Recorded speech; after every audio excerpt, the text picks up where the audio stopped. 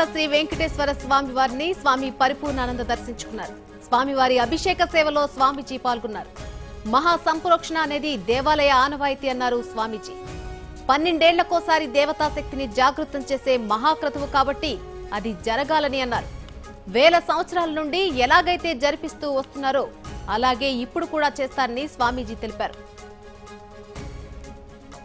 August నెలలో జరగబోయేటువంటి మహాసంప్రోక్షణ అంశం మీద గతంలో కొన్ని అనుమానాస్పదమైనటువంటి అంశాలు తలెత్తడం జరిగింది. దానికి వెంటనే మేము కూడా దానికి ప్రతిస్పందించి మహాసంప్రోక్షణ అనేది ఒక దేవాలయం యొక్క ఆనవాయితీ. అది ప్రతి 12 సంవత్సరాలకు ఒకసారి దేవతా శక్తిని జాగృతం చేసేటువంటి ఒక మహాక్రతువు అది జరగాలి. అది గతంలో వేలాది సంవత్సరాలుగా ఇక్కడ జరుగుతున్నటువంటి ప్రక్రియ ఏదైతే ఉందో ఆ ప్రక్రియ ప్రకారమే జరిపిస్తారు. అలాగనే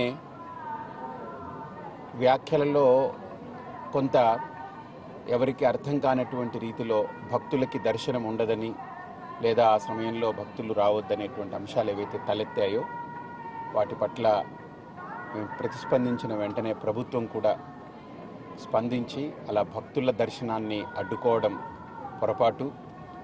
భక్తుల దర్శనం ఉండాలి.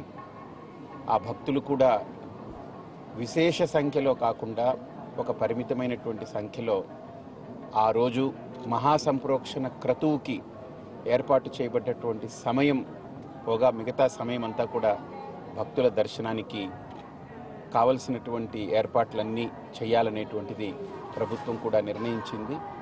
అలాగే ఇక్కడ అధికార యంత్రాంగం కూడా దానికి సంసిద్ధమైంది. ప్రభుత్వానికి ప్రజలకి మధ్య అవగాహన పెరగాలి.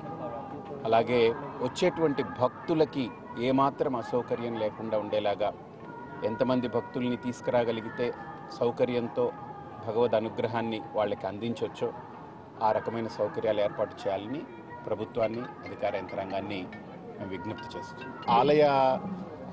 ఆలయ కట్టుబాటు ఏదైతే ఉంటుందో దాన్ని అనుసరించి చేస్తారది.